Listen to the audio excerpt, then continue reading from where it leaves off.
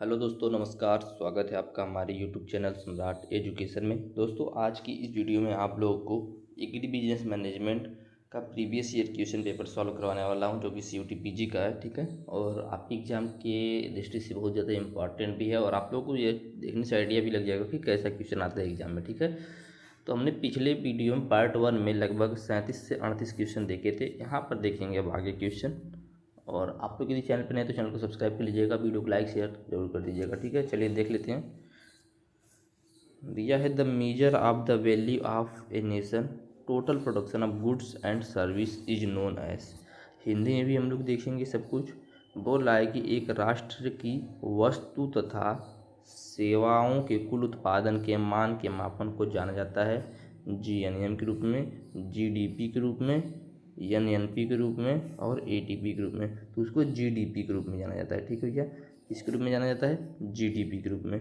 बोला क्या है, क्वेश्चन ध्यान से समझना है आप लोगों को।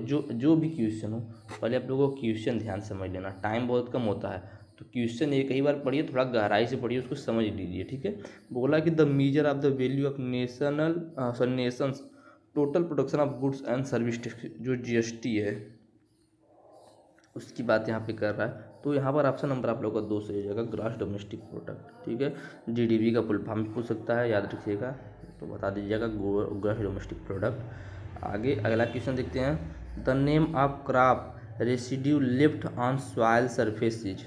ठीक है, क्वेश्चन फिर समझिएगा। बोल रहा है कि the name of crop residue left on soil surfaces. Hindi में देखेंगे तो समझ जाएगा। मृदा सतह पर जो फसल अवशेष रह जाता है वह क्या कहलाता है? ओट्स, अल्फाल्फा, मल्च, दैनिक। तो मल्च कहलाता है। क्या कहलाता है? मल्च। ये तो कॉमन क्वेश्चन था, आप लोग अपने से भी कर सकते थे। चलिए देखते अगला question. Physical method of weed control does not include. बोल रहा है कि खरपतवार नियंत्रण की भौतिक विधियों में क्या सम्मिलित नहीं है? इनमें से क्या खरपतवार की भौतिक विधियों में सम्मिलित नहीं है? गुड़ाई, फसल चक्रण, हाथ से खरपतवार निकालना, जुताई करना। तो यहाँ पे जो क्रॉप रोटेशन होता है, फसल चक्रण होता है, वह जो है यहाँ पे भौतिक विधियों में नहीं है। गुड़ाई करेंगे तो यह भौतिक विधि है खरपतवार निकालने की, हाथ से खरपतवार निकालेंगे तो ये भी भौतिक विधि है, जुताई करेंगे तो यह भी भौतिक विधि है। लेकिन जो फसल चक्र है ना, इसका यह भौतिक विधि नहीं है। ठीक है, भौतिक विधि नहीं, तो यहाँ पे ऑप्शन नंबर आप लोग का 2 सही हो जाएगा। अगला क्वेश्चन है the Munsell of colour chart is used for. ठीक है, मॉन्सेल रंग तालिका का प्रयोग किसके लिए किया जाता है? मृदा विलेन के पाठ्यांक के लिए, रीडिंग के लिए। ठीक है, पादप के क्लोरोफिल के रीडिंग के लिए, मृदा सतह की रीडिंग के लिए, सॉइल रंग के रीडिंग के लिए। ठीक है, तो किसके लिए किया जाता है? तो इस सॉइल कलर के रीडिंग के लिए किया था। ठीक है, सॉइल के कलर का रीडिंग करने के लिए ही मॉन्सेल कलर चार्ट का यूज किया जाता है। याद रखिएगा, बहुत ज़्यादा इंपॉर्टेंट है। ठीक है भैया, अगला क्वेश्चन है the longest day for the year occurs in 21 June northern hemisphere and on 21 December in southern hemisphere, this is called. बोला है कि वर्षा का सबसे लंबा दिन, जो कि उत्तरी गोलार्ध में 21 जून व दक्षिणी गोलार्ध में 21 दिसंबर को होता है, वह क्या कहलाता है? ठीक है, वह क्या कहलाता है? तो उसको ग्रीष्म संक्रांति बोलते हैं। ठीक है, उसको क्या बोलते हैं? Summer solstice. ठीक है, ग्रीष्म संक्रांति इसको बोला जाता है। ऑप्शन नंबर 4 यहाँ पे सही हो जाएगा। अगला shifting cultivation is known as. Shifting cultivation को क्या बोला जाता है? तो जानते हैं शिफ्टिंग कल्टीवेशन को ही झूम खेती भी बोला जाता है। ठीक है, झूम खेती शिफ्टिंग कल्टीवेशन को बोला जाता है। इसमें क्या किया जाता है भैया? शिफ्टिंग कल्टीवेशन में जंगल होता है, जंगल को काट के वहाँ पर खेती की जाती है। फिर जब तक वहाँ पे पोषक तत्व होते हैं, अच्छा खासा खेती हो जाता है, तब तक वहाँ पे खेती करते हैं। फिर इस जगह को छोड़कर दूसरी जगह पर जाते हैं और फिर वहाँ पे जंगल काटते हैं, फिर वहाँ पर खेती करते हैं। ठीक है, मतलब शिफ्ट हो जाते हैं, बार बार नए नए स्थानों पर शिफ्ट होते हैं, इसलिए इसको शिफ्टिंग कल्टीवेशन बोलते हैं। इसको झूम खेती भी या झूम कल्टीवेशन भी बोला जाता है। ठीक है, अगला क्वेश्चन है toxic substance found in sorghum में। जो सॉर्गम होता है उसमें कौन सा टॉक्सिक सब्सटेंस पाया जाता है? ठीक है, बहुत अच्छा क्वेश्चन है और इम्पॉर्टेंट क्वेश्चन है भाई। तो उसमें HCN पाया जाता है। ठीक है, HCN जो है, जो कि विषैला पदार्थ होता है, जो सॉर्गम में पाया जाता है। ठीक है, आगे देखते हैं। Select the method of integrated pest management. बोला है कि जो इंटीग्रेटेड पेस्ट मैनेजमेंट होता है, कीटों को नियंत्रित करने की एकीकृत विधि, उसमें choose the correct answer for the option. इस ऑप्शन में दिए गए ऑप्शन में से चूज करना है कौन कौन सा करेक्ट है, ठीक है। हिंदी में भी देख लीजिए, बहुत ही आसान क्वेश्चन है, इसको आप लोग अच्छे से कर सकते हैं। बोला है कि इंटीग्रेटेड पेस्ट मैनेजमेंट प्रणालियाँ सम्मिलित हैं जिनमें से नीचे दिए गए विकल्पों में सही उत्तर का आप लोगों को चयन करना है, ठीक है। तो जैविक और यांत्रिक विधि का यूज किया जाता है भैया इंटीग्रेटेड पेस्ट मैनेजमेंट में, ठीक है। आनुवांशिक और रासायनिक विधि का प्रयोग भी किया जाता है, ठीक है। और सांस्कृतिक विधि का भी प्रयोग किया जाता है। नागरिक विधि ये सब बात गलत है। आधुनिक तथा पुराना ये भी गलत है। तो यहाँ पर option number B C D, किसमें बी सी डी, दूसरे ऑप्शन में, तो यही आपका ऑप्शन सही हो जाएगा, ठीक है। क्योंकि भैया इंटीग्रेटेड पेस्ट मैनेजमेंट में हम लोग क्या करते हैं, जैविक और यांत्रिक कंट्रोल करते हैं, ठीक है। आनुवांशिक और रासायनिक कंट्रोल करते हैं, सांस्कृतिक कंट्रोल भी करते हैं, ठीक है। कल्चरल मेथड आप लोगों ने पढ़ा है, biological method, physical method, chemical method, genetic method, इन सब पढ़ा है ना आपने, तो वही सब यूज किया जाता है। वही बात पूछा है यहाँ पे। बोला है a single gene having multiple effect is called. जब एक सिंगल जीन, ठीक है, जब एक जीन मल्टीपल इफेक्ट को कंट्रोल करता है तो उसको क्या बोलते हैं। बहुत ही अच्छा क्वेश्चन है, बहुत ही ज़्यादा इंपॉर्टेंट क्वेश्चन है। इसको क्या बोला था भैया, प्लियोट्रॉफी। क्या बोला है, प्लियोट्रॉफी, ठीक है। अच्छा आप लोग में बताइएगा, जब कई सारे जीन मिलकर एक ही लक्षण को कंट्रोल करते हैं, ठीक है, एक ही इफेक्ट को कंट्रोल करते हैं तो उसको क्या बोलते हैं, ठीक है। यहाँ पे क्या बोला है, एक सिंगल जीन जो है कई इफेक्ट को कंट्रोल कर रहा है। जब एक जीन के कई प्रभाव होते हैं तो उसको क्या बोलते हैं, यहाँ पे पूछा है, तो उसको बोलते हैं बहुप्रभाविता। क्या बोलते हैं भैया, उसको बोलते हैं बहुप्रभाविता। अच्छा आप अब लोग क्या बताएंगे कि जब कई जीन मिलकर सिर्फ एक ही लक्षण को कंट्रोल करते हैं तो उसको क्या बोलते हैं, बताइएगा जरूर आंसर आप लोग कमेंट में। नहीं आएगा तो भी बता दीजिएगा, मैं उसको आंसर दे दूंगा, ठीक है। अगला है which of the following is not a passive factor of soil formation. बोल रहा है कि निम्नलिखित में से कौन सा मृदा निर्माण में एक निष्क्रिय कारक नहीं है। जनक पदार्थ, सॉरी हिंदी में भाई क्या होता है ना, ये पेपर में ऐसा ही आता है, ये जो इंग्लिश लिखा होता है गूगल ट्रांसलेट से इसको ट्रांसलेट करते हैं। अब गूगल ट्रांसलेट भाई सेंटेंस जो है उस सीक्वेंस में बताते हैं, चाहे जैसे ही ट्रांसलेट कर देता है, तो इसके वजह से थोड़ा सा उसमें हिंदी में प्रॉब्लम होता है। तो बोला है कि which of the following is not passive factor of soil formation. Soil formation में कौन सा पैसिव फैक्टर नहीं इनमें से।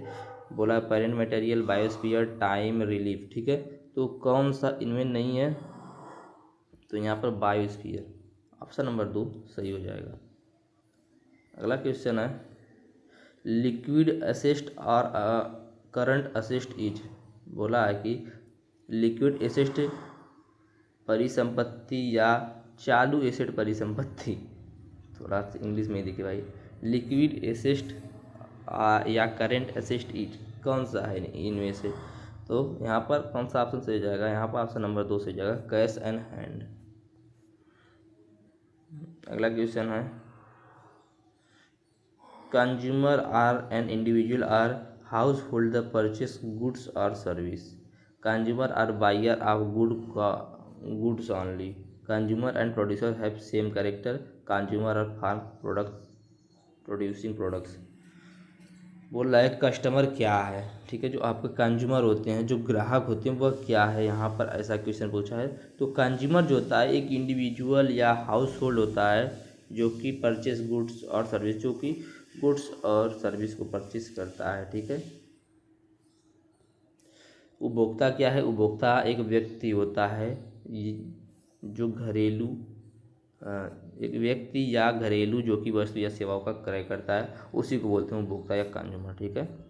ऑप्शन नंबर 1 से हो जाएगा। अगला क्वेश्चन है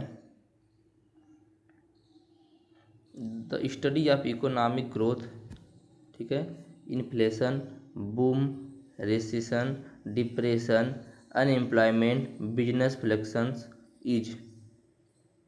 बोल रहा है कि the study of economic growth, inflation, boom, recession, depression, employment, business fluctuation is. तो बोला है micro economic, positive economic, normative economic, macro economic. तो यहाँ पे कौन सा ऑप्शन सही जगह, यहाँ पे आपका ऑप्शन नंबर 4 से जगह माइक्रो इकोनॉमिक, ठीक है। माइक्रो बृहद अर्थशास्त्र बोल सकते हैं इसको। बोला कि आर्थिक विकास के अध्ययन में महंगाई, बूम, प्रतिसार, मंदी, बेरोजगारी, व्यावसायिक उतार चढ़ाव होता है, तो उसको बृहत अर्थशास्त्र बोलते हैं। ठीक है, बृहत अर्थशास्त्र बोला जाता है। अगला क्वेश्चन है GATT स्टैंड फॉर।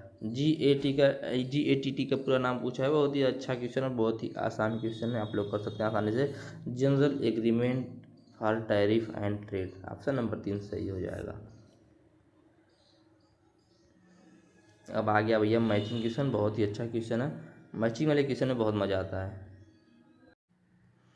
तो मैचिंग वाला क्वेश्चन है, एक क्वेश्चन नंबर 2 से है, इसका आंसर आप लोग बताइएगा। ठीक है, देख लीजिए क्वेश्चन, स्क्रीनशॉट ले सकते हैं और इसका आंसर आप लोग बताइएगा। ठीक है, क्योंकि आंसर की में दिया हुआ नहीं है। क्वेश्चन आसान है, लेकिन मैं गलत नहीं बता सकता हूँ ना, बात यहाँ से भाई, क्योंकि अगर मैं एक क्वेश्चन गलत बता दूंगा, वही क्वेश्चन अगर एग्जाम में आ गया तो दिक्कत हो जाएगा इसकी वजह से। ठीक है, the agronomic measure of soil and water conservation is, क्या बोला है, मृदा तथा जल संरक्षण का कृषि मापन क्या है। ठीक है, मृदा और जल संरक्षण का कृषि मापन क्या है, तो कंटूर फार्मिंग। कंटूर बंडिंग अलग चीज़ होता है, सब सीडिंग अलग होता है, बेंच टेरेसिंग अलग होता है, कंटूर फार्मिंग अलग होता है। ठीक है, तो contour farming is the agronomic measure of soil and water conservation. Option number यहाँ पे 3 सही हो जाएगा। ठीक है भैया, आगे देखते हैं। Identify the correct statement. बोला कि abiotic is living component of an ecosystem. दूसरा बोला abiotic disease is a plant disease caused by a living factor. बोला है biodiesel is a renewable substitute for petroleum based diesel. अगला बोला है कि allelopathy is positive effect of one plant and another due to production of natural inhibitors. अब भाई इसमें बोला है कि कौन सा करेक्ट स्टेटमेंट है, तो यहाँ पे आप लोग का करेक्ट स्टेटमेंट हो जाएगा number 3, biodiesel is a renewable substitute. Biodiesel जो है वह रिन्यूएबल है, इसको हम लोग जब चाहे तब बना सकते हैं। ठीक है, यह एक पेट्रोलियम बेस्ड डीजल के लिए यूज किया जाता है। ठीक है, तो यही ऑप्शन नंबर आप लोग का 3 से हो जाएगा कि बायोडीजल एक नवीकरणीय योग्य प्रतिस्थायी पेट्रोलियम आधारित डीजल होता है। ठीक है, सही कथन का पहचान करना था, जो कि हम लोगों ने कर दिया। अगला क्वेश्चन है आइडेंटिफाई द इनकरेक्ट स्टेटमेंट। वहाँ पे हम लोग को करेक्ट स्टेटमेंट को चूज करना था, यहाँ पे इनकरेक्ट स्टेटमेंट को चूज करना है। इसमें पहला दिया है अल्फा लाफा is a legume which is one of the oldest cultivated forage crop for livestock feed. तो ये तो सही बात बताया भाई, हमें इनकरेक्ट का चूज करना है। दूसरा बोला इन C3 plant the first molecule found has 3 carbons, यह भी सही बोला है। अगला तीसरा बोला है कि a measurement of energy content of a food और प्लांट मटेरियल इज क्लोरी। तो यहाँ पर यह भी सही, लेकिन जो ऑप्शन नंबर 4 जो है soil erosion is erosion caused by living organism. भाई सॉइल इरोजन का लिविंग ऑर्गेनिज्म में क्या, ऑर्गेनिज्म से क्या संबंध है भाई, ये तो वाटर या विंड के द्वारा होता है ना सॉइल इरोजन। तो यहाँ पे लिविंग ऑर्गेनिज्म का जरूरत ही क्या है, तो यहाँ पर ऑप्शन नंबर जो आपका 4 है वह गलत हो जाएगा, मतलब सही हो जाएगा, सॉरी इनकरेक्ट है, मतलब सही हो जाएगा। तो आगे देख लेते हैं अगला question. The correct statement about and production function. Production function आप लोगों ने पढ़ा होगा इकोनॉमिक्स में, प्रोडक्शन फंक्शन, तो वही पूछ रहा है प्रोडक्शन फंक्शन का करेक्ट स्टेटमेंट क्या है। बोला है के बराबर कैपिटल, एल बराबर लेवल, ए बराबर लैंड मैनेजमेंट, सॉरी लैंड और ये मतलब मैनेजमेंट। तो यहाँ पे कुछ बोला है production is operational process and production function. बोला production is continuous process of production function, production is batch process and production function. ये तीनों गलत स्टेटमेंट है। यहाँ पे जो स्टेटमेंट 4 है production is the process of combining scarce resources into output and production function y is equal to KLAM, it is right answer. ठीक है, option number 4 is the right answer. Hindi में भी देखना है जरूरी है भाई, क्योंकि अभी कमेंट आ जाएगा सर हिंदी में बताइए। तो उत्पादन तथा उत्पादन फलन के लिए सही कथन क्या है, जहाँ पर के मतलब पूंजी, एल मतलब श्रम, ए मतलब भूमि, या मतलब मैनेजमेंट या प्रबंधन है। तो यहाँ पर ऑप्शन नंबर 4 सही हो जाएगा कि उत्पादन दुर्लभ संसाधनों को मिश्रित करके आउटपुट करने की प्रक्रिया है। उत्पादन फलन y बराबर एफ KLAM होगा। ठीक है, ऑप्शन नंबर 4 यहाँ पे सही हो जाएगा। अगला है आपको यहाँ पे स्टेटमेंट बेस्ड क्वेश्चन है, 2 स्टेटमेंट दिया हुआ है, ठीक है, 2 स्टेटमेंट दिया है, बोला है इनमें से राइट स्टेटमेंट कौन सा है उसको आप लोगों को बताना है। तो पहला स्टेटमेंट बोला है crop productivity index CPI is a system for categorising soil based on the capacity for crop production. दूसरा बोला है crop equivalency rating is a system for categorising soil based and profitably soil for crop production. तो बोला है कि in the light of the above statement choose the most appropriate answer from the option given. बोला है इन दोनों option में से सबसे सही कौन सा है उसको बताना है। हिंदी में देख लीजिए क्या बोला है कि नीचे दो आप लोगों को कथन दिए गए, जिसमें पहला बोला है कि फसल उत्पादन सूचकांक जो है CPI जो है फसल उत्पादन के लिए मृदा को उनकी क्षमता के आधार पर वर्गीकृत करता है, जो कि सही बात है। इसका दूसरा बोला है कि फसल तुल्यता निर्धारण एक व्यवस्था जो कि मृदा के फसल के उत्पादन के लिए मृदा को लाभकारिता के आधार पर वर्गीकृत करता है। तो यहाँ पर बोला कौन सा आंसर सही हो जाएगा, तो ऑप्शन नंबर 1 ही सही जाएगा, A और R दोनों सही है। R जो है एक ही सही व्याख्या है, ठीक है, A और R दोनों सही है। हिंदी में देखिए भाई क्वेश्चन ही चेंज कर दिया है, इंग्लिश में दिया स्टेटमेंट बेस और हिंदी में भाई दे दिया सजेशंस और रीजन वाला। तो यहाँ पे आप लोग का ऑप्शन नंबर 1 ही सही रहेगा, but statement first and second are correct, ठीक है। आगे देख लेते हैं अगला क्वेश्चन, बहुत ही अच्छा क्वेश्चन है। The disease caused by deficiency of molybdenum. Molybdenum की डिफिशियंसी से या कमी से कौन सा रोग होता है, तो कौन सा रोग होता है भाई, काली फ्लावर में होता है, इतना आप लोगों को पता ही होगा, ठीक है। तो काली फ्लावर में विप्टेल डिजीज होता है काली फ्लावर में। बहुत ही इंपॉर्टेंट क्वेश्चन है भाई, काली फ्लावर से बहुत सारा क्वेश्चन पूछ देता है आपके सभी पेपर के बाद में बता रहा हूँ। तो काली फ्लावर में डिफिशियंसी, मोलिब्डेनम की डिफिशियंसी से विप्टेल डिजीज हो जाता है, ठीक है। अगला क्वेश्चन देखेंगे, arrange the type of multilateral agreement in chronological order. बोला है कि बहुपक्षीय समझौते के प्रकार को कालक्रमानुसार व्यवस्थित कीजिए। क्या क्या हिंदी में दे देता है यार। तो इसको क्या करना है ना, सीक्वेंस ऑर्डर में मतलब लगाना है। तो चलिए देख लेते हैं। तो यहाँ पे आप लोगों का सबसे पहले हो जाएगा आपका A GATT, general agreement and tariff rate, full form भी याद रखते रहिएगा। उसके बाद हो जाएगा C WTO world trade organisation. उसके बाद हो जाएगा AOA agriculture agreement on agriculture. फिर हो जाएगा D blue box on agreement on agriculture. इसके बाद हो जाएगा आप लोगों का E red box in agreement on agriculture, ठीक है। तो यहाँ पर आप लोगों का ऑप्शन नंबर 3 जो है वह सही हो जाएगा। अगला क्वेश्चन है स्टेटमेंट बेस्ड क्वेश्चन है भाई, ठीक है, हिंदी में देख लेते हैं। बोला है कि नीचे 2 कथन दिए गए हैं, कथन 1 और कथन 2, जिसमें कि हमें चूज करना है कि कौन सा कथन जो है वह सत्य है। तो जिसमें बोला है प्रकाश संश्लेषण के दौरान शर्करा का संश्लेषण कार्बन डाइऑक्साइड और पानी से प्रकाश की उपस्थिति में होता है। दूसरा बोला है प्रकाश संश्लेषण के दौरान ऊर्जा जो होता है, ऊर्जा का यौगिक ATP या NADPH बनाते हैं, जो कि जीवित कोशिकाओं के चयापचय या मेटाबॉलिज्म में प्रयुक्त होते हैं। तो बोल रहा है कि इन दोनों स्टेटमेंट में सही स्टेटमेंट कौन सा है। तो यहाँ पर स्टेटमेंट फर्स्ट जो है वो सही है, लेकिन स्टेटमेंट 2 जो है वह गलत है, ठीक है।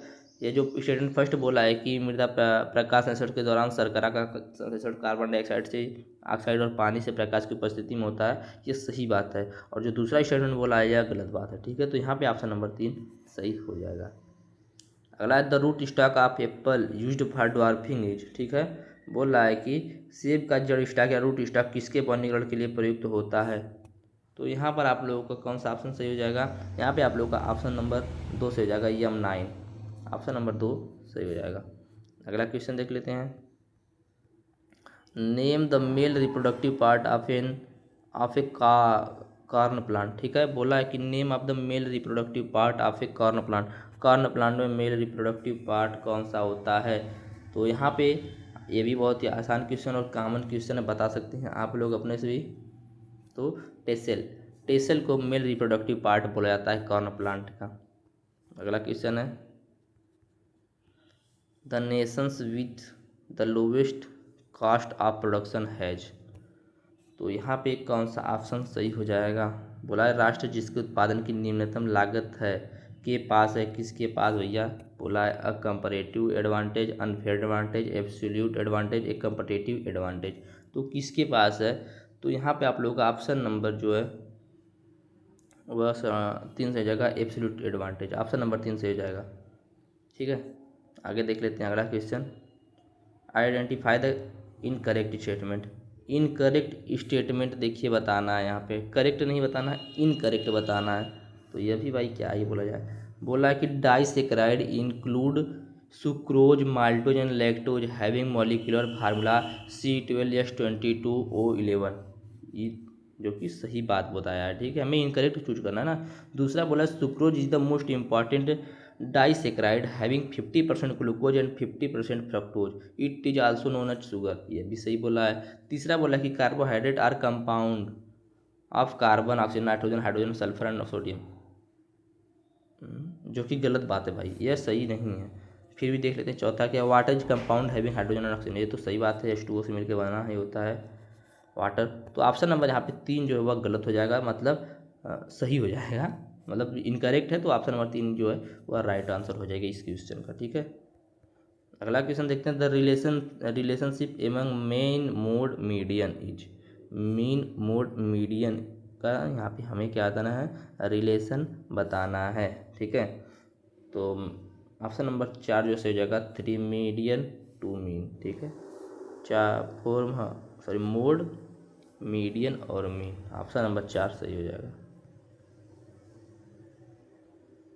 अगला है the determinate of supply are. Determinants of supply are. Option number 1 दिया है price of the goods, income, taste and preference. 2 दिया है price of related goods, technology, the number of sellers. तीसरा दिया है amount of good available given the given time given place. और अगला दिया है consumer income, income spend on food. इनमें से कौन सा ऑप्शन सही हो जाएगा, ऐसा क्वेश्चन पूछा है। ठीक है, तो यहाँ पर 78वां बोल रहा हूँ, दूसरा ऑप्शन जो है वो सही हो जाएगा। ठीक है, 1 मिनट, इसमें मैंने कौन सा सही बता दिया था? ओके, सही है। तो यहाँ पे 78वां जो सॉरी दूसरा ऑप्शन जो है वो सही हो जाएगा, price of related goods, technology, the number of sellers. Hindi में देख लीजिए, आपूर्ति के निर्धारक हैं। आपूर्ति के निर्धारक कौन है? तो आपूर्ति के निर्धारक कौन होते हैं, ऐसा क्वेश्चन पूछ रहा है। तो संबंधित वस्तु तकनीक विक्रेताओं की संख्या जो होते हैं वही आपूर्ति के निर्धारक होते हैं। अगला क्वेश्चन है असोसिएशन ऑफ सिटीजन बेस, जिसमें बोला product life cycle has 4 stage, introduction, growth, maturity, decline. फिर रीजन बोला है कि similarly project cycle has stage introduction, commissioning, growth, implementation या execution.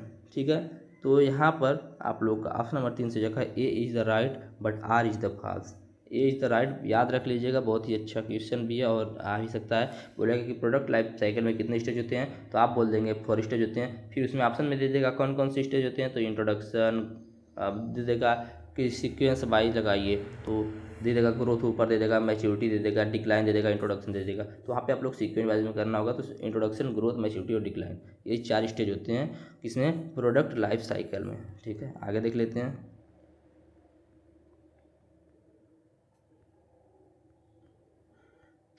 Arrange the step of farming in order.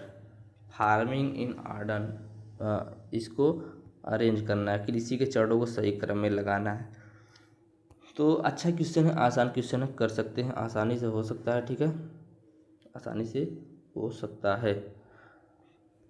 Hindi में देखेंगे कि इंग्लिश में देखेंगे? चलिए इसको दोनों लैंग्वेज में देख लिया जाता है। पहला बोला है tillage is critical step in land preparation before crop planting. दूसरा बोला sprinkler irrigation system applies pressurised water through sprinkler. तीसरा बोला part of land use for agriculture and raising of crop and farm. तो पहला स्टेप तो आप लोगों का ये सी वाला सही हो जाएगा। ठीक है, सबसे पहला स्टेप ये होगा ऑप्शन नंबर सी वाला, सॉरी सी वाला। उसके बाद ये ऑप्शन नंबर ए हो जाएगा, फिर उसके बाद डी, उसके बाद बी, उसके बाद फिर ई। ठीक है, तो यहाँ पर आप लोगों का ऑप्शन नंबर 4 जो वह सही हो जाएगा। ठीक है, ऑप्शन नंबर 4 सही हो जाएगा। यहाँ पे सबसे पहले क्या बोला कि भूमि का वह खंड जो कृषि के फसल उगाने के लिए प्रयुक्त होता है वह खेत कहलाता है। ठीक है, सही बात है। फिर फसल रोपण से पहले भूमि की तैयारी में जुताई एक क्रांतिक चरण होता है, यह भी सही बात है। फिर उसके बाद स्प्रिंकलर सिंचाई व्यवस्था में स्प्रिंकलर के द्वारा उच्च दाब पर पानी लगाया जाता है। उसके बाद क्या किया जाता है, उसके बाद ट्रैक्टर का प्रयोग करके कुशल उत्पादन और समय की बचत के लिए किया जाता है। उसके बाद बीज और उर्वरक के अभ्यास द्वारा बीजों तथा उर्वरकों का प्रयोग किया जाता है। ठीक है, तो यहाँ पर ऑप्शन नंबर 4 जो है सही हो जाएगा। अगला स्टेटमेंट बेस्ड क्वेश्चन है, mitosis is the division of cell into two cells which are identical to the initial one. Mitosis is a process require of growth and development. दूसरा स्टेटमेंट दिया है, is another type of cell division that reduce the genetic content by half and associated with sexual reproduction and occurs in the female reproductive organs। बोला है इनमें से कौन सा option सही है। ठीक है, तो बहुत ही अच्छा क्वेश्चन है, देख लिया जाता है। बोल रहा है कि जो समसूत्री विभाजन होता है, कोशिका विभाजन होता है, जिसमें दो नई कोशिकाएं प्रारंभिक से अभिन्न होती है, समसूत्री विभाजन की आवश्यकता वृद्धि के लिए आवश्यक होती है। तो यहाँ पर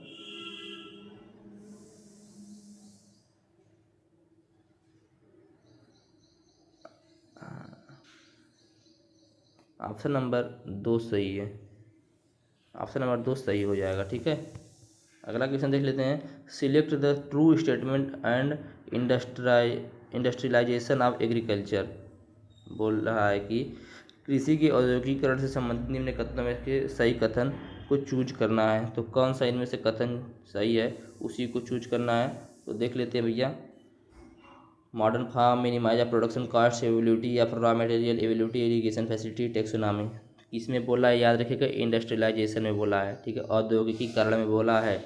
तो यहाँ पर कौन सा सही हो जाएगा, यहाँ पर आप लोगों का ए बी सी डी ये सब सही हो जाएगा टेक्सोनॉमी को छोड़कर। ठीक है, टेक्सोनॉमी को छोड़कर, तो ऑप्शन नंबर 3 जो है वह सही हो जाएगा।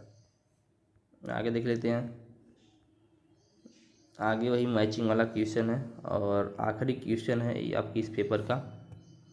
Break even point, absolute advantage, comparative advantage, demand. तो यहाँ पे इसका दूसरे से मिलान करना है। तो कौन सा इसमें ऑप्शन से हो जाएगा, break even point. Break even point का टोटल रिवेन्यू टोटल कॉस्ट हो जाएगा। ठीक है, पहले का तीसरा, एब्सोल्यूट एडवांटेज दूसरे का दूसरा ही हो जाएगा, तीसरे का सॉरी एक मिनट सॉरी पहले का तीसरा दूसरे का चौथा। ठीक है, तीसरे का पहला और तीसरे का, आप लोग का एक मिनट यार बड़ा कन्फ्यूजन है भाई। ऑप्शन नंबर 2 आप लोग का सही है, पहले तो यह जान लीजिए। तो इसमें पहले का तीसरा, दूसरे का चौथा, तीसरे का पहला और चौथे का दूसरा सही हो जाएगा। ठीक है, तो यहाँ पे ऑप्शन नंबर 2 आपका सही है। तो इस प्रकार से थोड़ा बहुत कन्फ्यूजन हो जाता है यार, क्या बताया जाए। तो लगभग आपके मैंने 75 क्वेश्चन जो आते थे एग्जाम में आते हैं उसको मैंने सॉल्व करवा दिया और बहुत ही अच्छे से आसानी से हम लोगों ने सॉल्व कर दिया। कोई दिक्कत वाली बात नहीं। पेपर जो है बहुत ज़्यादा हार्ड नहीं आता है, ईजी टू मॉडरेट आता है। थोड़ा थोड़ा पहले आसान रहेगा एकदम, फिर थोड़ा थोड़ा हार्ड होता चला जाता है। और यदि आप लोग थोड़ा बहुत पढ़े रहेंगे ना तो बहुत कुछ क्वेश्चन आप लोग कर सकते हैं। उम्मीद करते हैं आप लोगों का एग्जाम बहुत ही अच्छा जाएगा। वीडियो अच्छा लगा तो वीडियो को लाइक कीजिएगा, चैनल को सब्सक्राइब कीजिएगा। आगे भी और पेपर यदि आप लोग को चाहिए तो कमेंट में नेक्स्ट पेपर जरूर लिखिएगा, इसके बाद अगला पेपर आप लोग को आएगा। और किस सब्जेक्ट पर वीडियो बनाया जाए, किस सब्जेक्ट के पेपर पे, उसका भी आप लोग कमेंट कर दीजिएगा। धन्यवाद, जय हिंद।